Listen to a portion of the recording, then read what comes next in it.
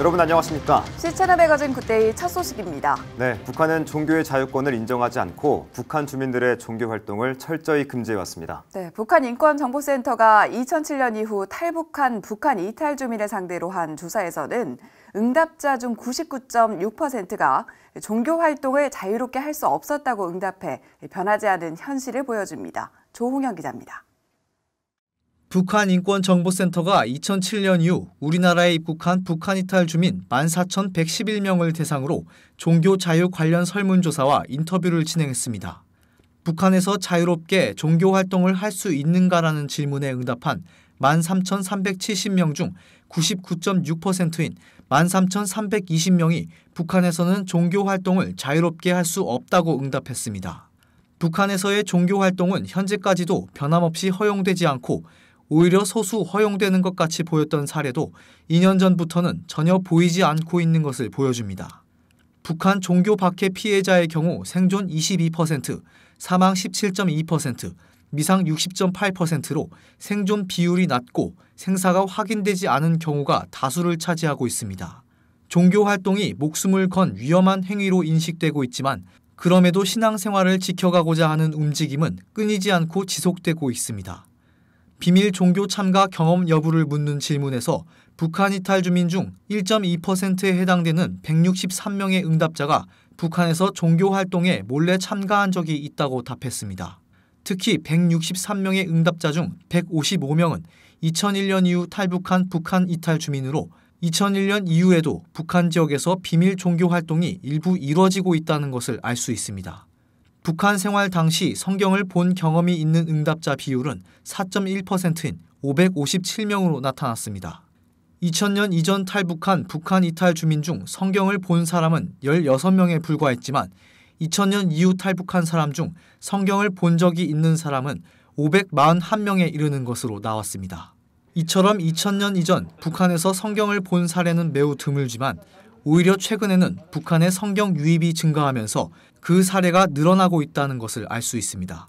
인간의 중요한 기본권 중 하나인 종교의 자유권. 북한은 현재까지도 심각한 종교 박해를 지속하면서 주민들의 기본권을 무시하고 있습니다. 신앙을 지키고자 하는 북한 주민들의 몸부림에 한국교회가 화답하고 복음 통일을 이루기 위한 노력에 다시 총력을 기울여야 한다는 제언이 이어지고 있습니다. 시채널 뉴스 조홍현입니다. 지난달 29일 열린 서울 동남노회 제77회 정기노회에서 총회가 결의한 명성교회 수수반이 받아들여졌습니다.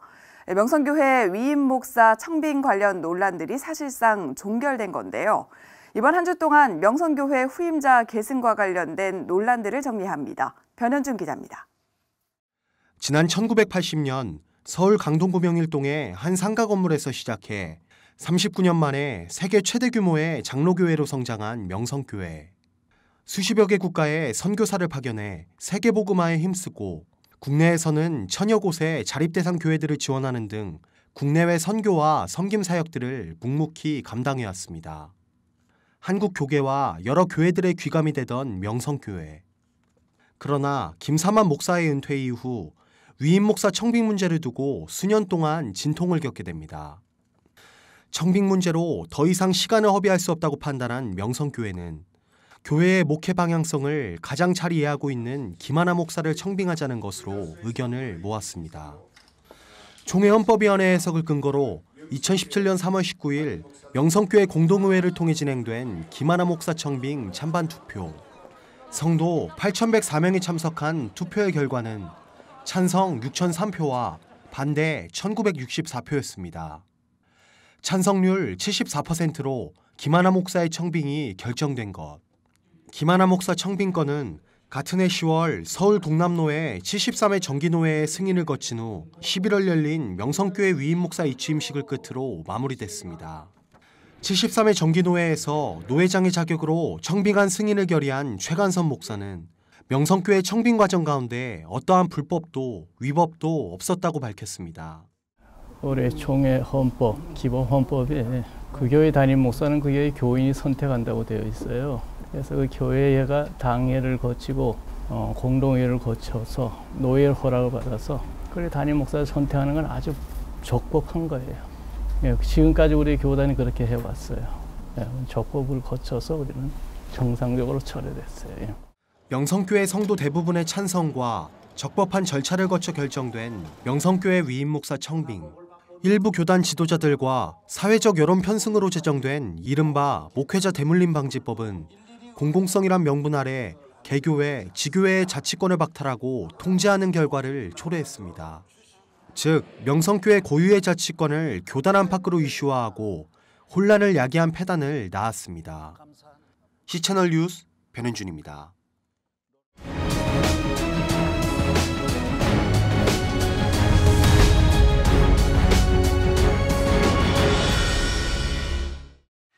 앞서 보신 대로 명성교회는 위임 목사 청빙 과정에서 성도들의 뜻을 충분히 반영하고 적법한 절차를 거쳤습니다. 하지만 수년간 교회 안팎으로 많은 어려움들이 있었는데요. 이와 관련해서 명성교회 이종순 수석 장로님 모시고 조금 더 말씀 나눠보겠습니다. 장로님 안녕하십니까? 네, 안녕하십니까? 네, 장로님 이번에 서울 동남로에 77회 정기노회에 있었습니다. 네. 이후에 교회에서 어떤 반응들이 있었나요? 이번 정기노회 때 참 여러 가지 그 고비가 많이 있었는데 그 총회 결의도 있었고 또 우리 교회가 총회에 적극 협력한다는 취지에서 모든 걸 다 협력을 했습니다. 다행히 모든 절차가 잘 마무리돼서 저희도 감사하고 있습니다. 어떻게 보면 사실상 이제 명성교회 관련 사태들, 사안들은 다 종결됐다고 볼 수 있는 거겠죠? 네. 지난번 총회 결의 내용이 지금 집행되는 수순이라고 보시면 될 것 같습니다. 이번 노회도 그 집행되는 수순 중에 일부 일수가 있고요. 이번 노회를 통해서 김선 목사가 또 노회장으로 선임이 돼서 앞으로 노회를 잘 이끌어 나가시면은 그 수순도 잘 마무리될 걸로 그렇게 기대하고 있습니다. 벌써 시간이 꽤 오래전 이야기이긴 합니다만 명성교회 김삼환 목사의 은퇴 이후에 사실 명성교회가 꽤 오랜 기간 동안 새로운 위임 목사를 찾지 못했습니다. 왜 기간이 길어졌는지 그리고 교회가 어떤 과정 거쳤는지 한번 설명 부탁드립니다. 우리 2015년 말에 우리 원로 목사님이 은퇴를 하셨습니다. 그런데 그 당시에 은퇴하신 원로 목사님과 또 새로 모셔온 후임 목사 간에 참 여러 가지 좀 불편한 일로 인해서 교회가 분열이 되고 뭐 분쟁이 생기고 심지어는 갈라지는 그런 사태를 여러 번 봐왔기 때문에 우리 교회는 그런 전철을 밟으면 안 되겠다는 게 이제 우리 모두의 공통된 심정이었습니다. 그 교회 일단 이 교회를 또 그러고 새로운 유능한 목사님이 아무리 뭐 잘 하신다 하더라도 이 많은 교인과 또 이 조직을 일순간에 다 이렇게 잘 관리하실 수 있다는 거는 저희도 좀 불가능하다고 생각을 해서 저희 원로 목사님과 잘 이렇게 좀 콤비를 이루어서 해주실 분이 없을까 참 저희들도 많이 고심을 했습니다. 그렇게 해서 이제 좀 청빙위원들이 고르다 보니까 사실 김하나 목사님 외에는 대안이 없다는 결론은 내렸는데 그 당시에 또 청빙에 따르는 또 총회 헌법 규정도 있고 하기 때문에 그런 법적인 문제 때문에 조금 좀 지체되었지 그 과정에서 무슨 어떤 뭐 문제가 있거나 뭐 불협화음이 있다든지 뭐 그런 거는 없었습니다. 말씀하신 대로 결과적으로 명성교회가 새로운 뭐 다른 위임 목사님을 찾지 못하고 2017년 3월 19일 공동의회에서 김하나 목사의 청빙이 결정이 됐습니다. 8천여 명의 교인들이 참석한 걸로 제가 기억하는데요. 당시 분위기가 좀 어땠는지 궁금하거든요. 뭐 당시 우리 교인들의 분위기는 사실 지금 김하나 목사님에 대해서는 어렸을 적부터 우리 교인들이 다 봐왔고 또 그분의 설교라든지 모든 뭐 성품이라든지 이런 걸 다 잘 알고 있기 때문에 우리 교인들은 사실 그 김하나 목사님에 대해서 많은 기대와 또 그 희망을 품고 있었습니다.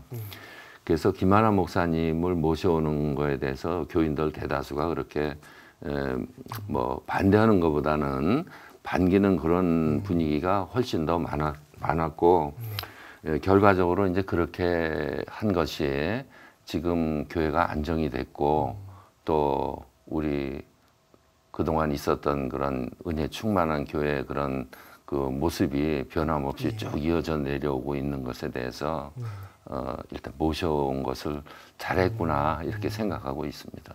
네, 말씀하신 대로 사실 교인 대다수가 예. 김하나 목사의 청빙을 이렇게 환영하는 분위기라고 말씀하셨는데 예. 사실은 명성교회 교인들이 아닌 외부에서는 예. 그 문제에 대해서 예. 상당히 뭐 안 좋은 이야기들이 많이 있습니다. 예. 교회를 대표하시는 수석 장로로서 이 부분에 대해서 어떻게 생각하시는지 예, 말씀 예. 부탁드립니다.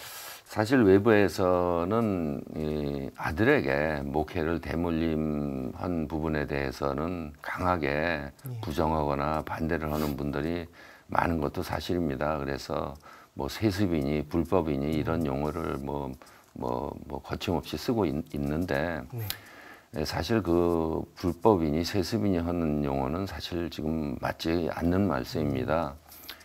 이 교회 재산이 뭐 다 교회로 돼 있지 개인 재산으로 돼 사유화돼 있는 게 전혀 없고 다만 이 목회만 대물림했을 뿐이지 뭐 교회의 이런 모든 거는 다 그대로 있는 겁니다. 네. 그래서 이 목회의 그 자리만 바꿨을 뿐이고 또 법적으로도 우리가 아까 말씀드린 대로 좀 법적인 절차를 우리가 지키기 위해서 참 여러 가지 고심을 하고 기다리면서 그 법적인 문제가 될 때마다 우리가 한 단계씩 이렇게 해왔기 때문에 저희는 불법이라고는 생각을 하지는 않고 있습니다. 네. 그런데 이제 법적인 문제를 떠나서 이 장로교의 기본 원리가 사실 교회 중심이고 또 교회는 교인들의 의사가 가장 중요합니다. 그래서 우리 교회는 사실 그런 관점에서 본다면 뭐 잘 되고 있는데 외부에서 이렇게 우리를 그런 걸 곱지 않은 시선으로 보시고 있는 분들 마음이 하루속히 좀 바뀌어지기를 고대하고 있습니다. 예, 말씀하신 대로 이제는 정말 수습안이 다 통과가 됐고 모두 다 합의가 됐으니까 이제 정말 더 하나님 나라 확장에 힘쓰는 명성교회가 되길 기도하겠습니다. 예. 네, 장로님 말씀 감사합니다. 네네, 감사합니다.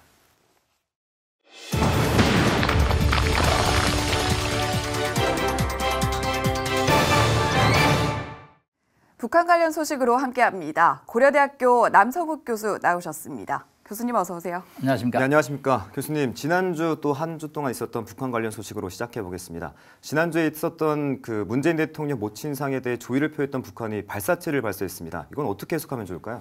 네, 문재인 대통령 발인하는 날 이제 청와대 고민정 대변이 전날 북한이 판문점을 통해서 조전을 이제 보내왔다고 발표를 했습니다. 사실 그동안에 김정일 위원장이라든가 또 현대 정주영 회장 등 남북의 고위 관계자 또 최고 지도자가 사망했을 경우에 뭐 조의를 표명하는 것은 한국 사회의 전통적인 문화였죠. 그래서 일단 그걸 통해서 또 대화의 계기가 되는 것인가 기대감이 높았습니다. 그러나 이 기대감이 몇 시간 가지 않았고요. 오후 들어서 결국은 북한이 방사포 2발을 동해안 쪽으로 발사함으로써 북한의 메시지는 분명했던 것 같습니다. 뭐 조의는 조의고 또 방사체는 방사체다. 즉 이것은 앞으로 북한이 원하는 방향으로 남측이 움직여주지 않는다면 대화보다는 역시 도발적으로 문제를 풀겠다라는 메시지를 보낸 거를 알 수가 있겠습니다.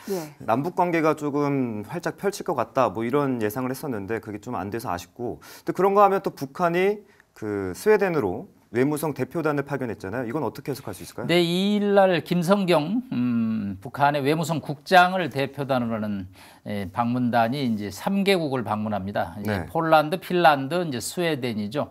아무래도 이제 스웨덴이 핵심이 될 것 같습니다. 스웨덴은 지난 10월 초에 북한과 미국 간의 실무 협상이 열렸던 장소고 전통적으로 미국과의 어떤 채널, 통로가 되는 나라이죠.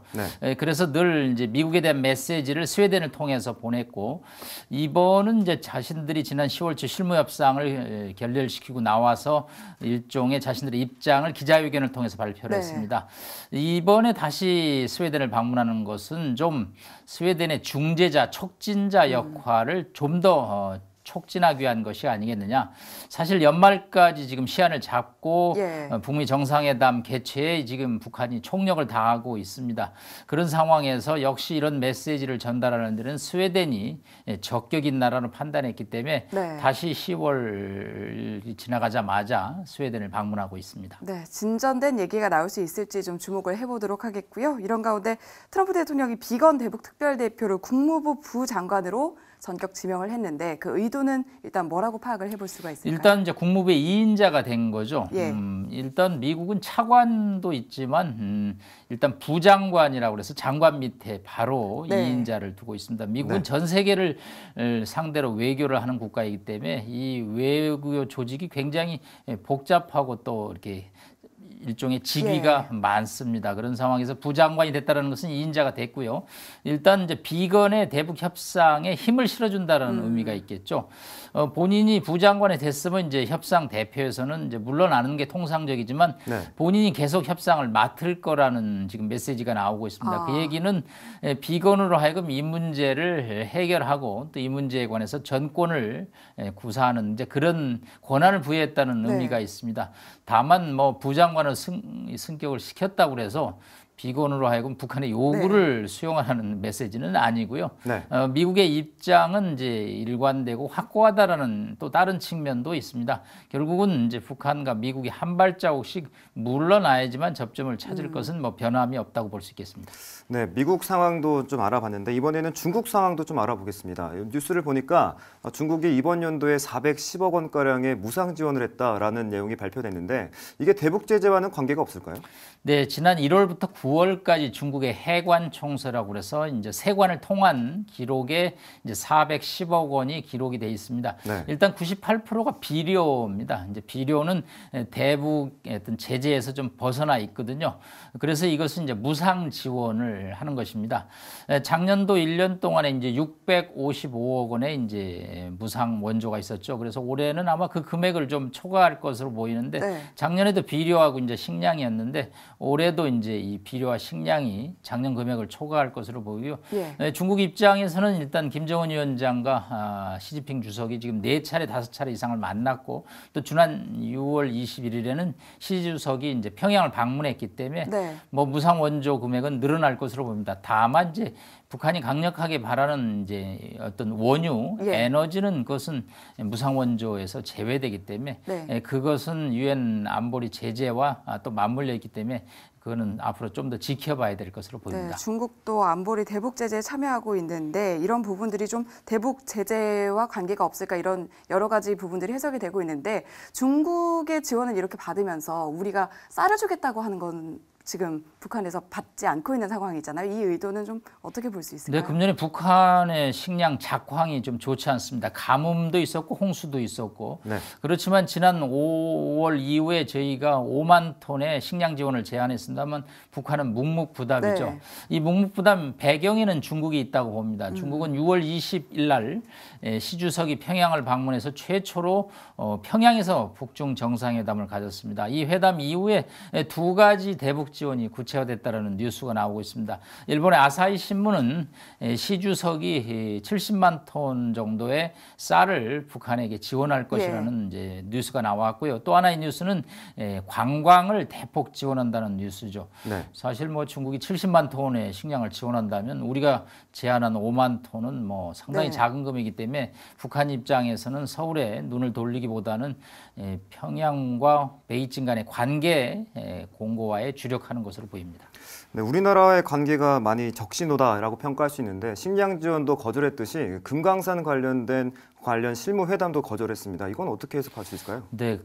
김정은 위원장이 갑자기 백마를 타고 백두산에 나타났습니다. 날도 추운데 말도 거기까지 아마 비행기 싣고 갔을 텐데 그걸 보고 가슴이 덜컹했습니다. 뭐 조만간 또 뭔 일이 벌어지는 거 아닌가. 왜냐하면 과거에 장성택 최영이라든가 또 대미 메시지를 보내기 전에 백두산에 올랐습니다. 네. 백두산은 10월 초면 눈이 쌓이기 시작하죠. 11월이면 굉장히 추워지는 때입니다. 삭풍을 무릅쓰고 흰 백마를 타고 나와서 뭔 결기를 보여주는 메시지죠. 그러더니 포문을 이제 금강산에 열었습니다. 네. 일단 지난 2008년 이후 관광이 중단되고 있는 금강산 시설에 대해서 아주 혹평을 내놨습니다. 네. 너절한 시설을 걷어치우고 네. 새롭게 해야 된다. 그리고 과거에 선임자들의 정책을 비판하는 것은 매우 이례적이었습니다. 네. 외세에 의존하는 이런 관광 시설물 건설은 잘못됐다라고 그래서 북한의 3대 세습체에서 선임자들의 정책을 비난하는 것은 굉장히 이례적인데 김정은이 이런 이례적인 선을 넘었고 볼 수 있고요. 일단 이제 우리 입장에서는 투자 금액이 뭐 1조 원이 넘기 때문에 모든 문제는 대면 협상, 즉 만나서 협의를 하자는 주의인데 이 만나서 협의를 하자는 대면 협상을 제의를 거절하고 네. 결국은 서면 협의를 지금 강조를 하고 있습니다. 만나기 싫다는 거죠. 문서로 언제 어떤 물건을 어떻게 처리할 것인지 빨리 얘기하라는 압박이죠. 김정은의 이런 금강산 시설 철거의 이면에는 중국 관광객이 솔직히 쏟아져 들어오고 있는 이제 그런 배경이 있습니다. 제가 지난 6월에도 단동에 갔더니 뭐 당일 신의주 관광은 뭐 무비자 무여권 관광이 시행되고 있습니다. 뭐 2박 3일, 3박 4일, 4박 5일에 평양 금강산에 관광객이 쏟아져 들어오고 있죠. 네. 아직 정확하게 확인되지고는 있지는 않지만 뭐 200만 명을 중국을 북한에게 보낸다라는 그런 소식까지 전해오기 때문에 김정은의 초강수가 나왔다고 볼 수 있겠습니다. 네, 그러면 어떻게 보면 이런 부분들이 좀 중국을 의식한 행보라고 해석을 해볼 수도 있을까요? 네, 뭐 믿는 바가 있으니까 남측에게 초강수를 두어도 자기들은 괜찮다라는 것이죠. 사실 금강산은 뭐 저도 한 4번 가봤는데 네. 뭐 아름답기는 하지만 그렇다고 무슨 뭐 한국인이 금강산을 바라보는 거하고 중국인이 금강산을 바라보는 건 좀 차이가 있습니다. 네. 뭐 아름다운 산이 하나지만 우리로서는 또 민족의 명산의 어떤 관념이 있거든요. 그래서 이제 중국이 전통적으로 뭐 금강산에 온다라는 것은 한계는 있습니다만은 그래도 남측을 이제 누를 때 중국 카드를 이제 흔드는 것으로 해석은 할 수 있겠습니다. 네, 어찌됐건 북한이 뭐 자체적으로 해결하겠다라고 하면서 우리랑 만남을 거부하고 있는 상황인데 상황이 뭐 좀 이렇게 되면 전반적으로 봤을 때 뭔가 그 중국과의 관계도 그렇고요. 그리고 미국의 입장에서도 조금 불편하게 여길 수 있지 않을까 이런 생각도 드는데 어떻게 보십니까? 예, 북한의 정책 의도는 2가지입니다. 하나는 남측이 한미 동맹을 이탈해서 단독으로 제재 완화에 나와라는 거죠. 즉 금강산 관광에 나서든지 개성공단을 가동하든지. 그러나 한국 입장에서는 벌크캐시, 뭉태기, 대량 현금 문제 때문에 그런 선을 넘기가 어렵죠. 그다음에 이제 미국에 대한 우회적인 압박이죠. 결국은 이 문제는 이제 북한과 미국 간의 협상에 가다가니 잡아야지만 우리로서도 또 여지가 있고 남북 간의 대화가 열릴 틈이 생기는 것이 현재 어려운 상황입니다. 네, 또 앞서서 말씀드렸던 것처럼 미국 얘기를 했는데 또 다시 미국 얘기를 한번 해보겠습니다. 그 북한의 새로운 길에 대한 얘기가 나오고 있는 상황에서 지금 또 트럼프 대통령이 탄핵 위기에 놓여져 있잖아요. 미국 내에 있는 정치 상황이 향후 한반도 정세에 큰 영향을 미칠까요? 네, 뭐 한치 앞을 내다보기 어렵다라는 이제 정세 판단입니다.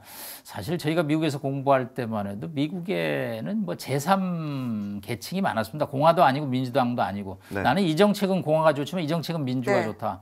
근데 요즘 미국 가서 얘기를 나눠보면 뭐 아주 그냥 양극화가 돼 있죠. 그래서 이제 트럼프 대통령이 과연 우크라이나 스캔들로 탄핵을 받을지 안 받을지 오늘 아침 미국의 여론조사는 뭐 49대 하여튼 47 정도로 탄핵이 우세합니다만은 공화당 의원들이 또 국회에서 아주 단일 대오를 형성하고 트럼프의 지시대로 움직이고 있기 때문에 탄핵이 꼭 통과된다는 보장은 없습니다. 하여튼 미국의 국내 정치가 굉장히 복잡하게 흘러가기 때문에 2갈래의 가닥입니다. 하나는 북핵 문제에 신경을 크게 못 쓴다는 가닥이고요. 또 하나의 가닥은 본인이 탄핵으로 궁지에 몰리면 무슨 벼랑 끝 카드를 꺼내서 갑자기 북한과 뭐 협상 타결을 하는 정말 알 수 없는 시나리오도 또 배제할 수 없거든요. 네. 예. 그래서 이번 겨울이 북핵 문제의 또 하나의 분수령이 되지 않겠나 보입니다. 네, 탄핵 등을 포함해서 여러 가지 변수가 있는 상황에서 북미 관계, 더 나아가서 한반도 관계는 어떤 흐름을 가져갈지 지켜보도록 하겠습니다. 지금까지 고려대학교 남성욱 교수와 얘기 나눠봤습니다. 오늘 말씀 잘 들었습니다. 고맙습니다. 고맙습니다.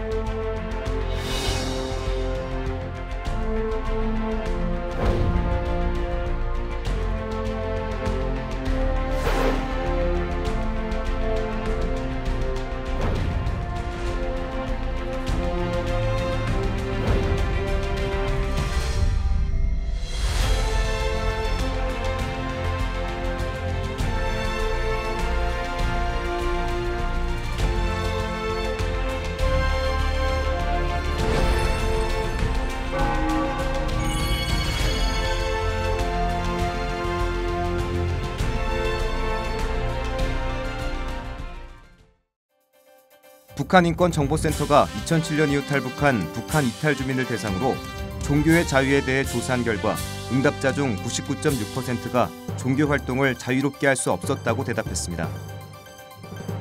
한국교회 봉사단과 한국기독교 사회복지실천학회가 기독교 사회복지 세미나를 개최하고 교회가 복지 사각지대를 지원해 커뮤니티 케어에 앞장서야 한다는 의견이 제시됐습니다.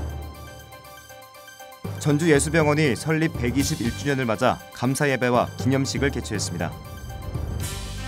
열방과 함께하는 2019 다니엘 기도회 21일간의 여정이 시작됐습니다.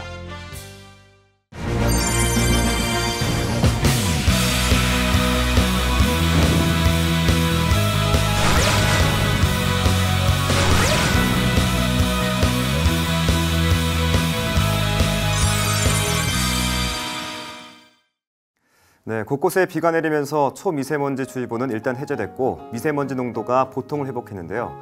남방을 시작하면서 중국, 몽골에서 오는 황사와 미세먼지가 계속 유입되고 있습니다. 네, 또다시 대기질에 대한 염려가 커지고 있는데 개인 위생은 물론 환경오염을 줄이기 위한 단계별 실천에도 적극 동참해야 하겠습니다. 네, 시채널 매거진 굿데이 오늘 순서는 여기까지입니다. 시청해주신 여러분 고맙습니다.